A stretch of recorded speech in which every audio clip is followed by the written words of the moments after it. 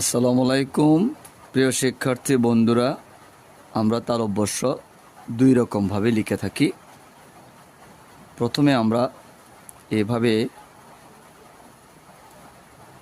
লিখে থাকি ভরাট করে, এরপরে আমরা এভাবে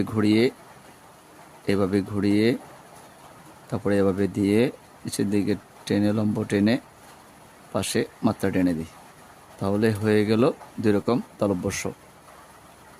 আমি আবারও লিখছি, এভাবে একের মতো ভরাট করে দিয়ে আবার একই রকমভাবে দিয়ে ডান পাশে উপরের দিকে তুলে নিচের দিকে নামিয়ে এরপর অর্ধমাত্রা দিয়ে দিলাম, হয়ে গেল।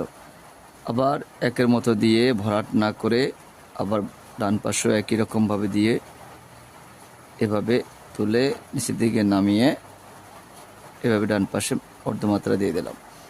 মূলত ফুলের মতো তালব্যস্য, একটা ভরাট করে আর একটা ভরাট না করে আমরা দুই রকমই লিখে থাকি।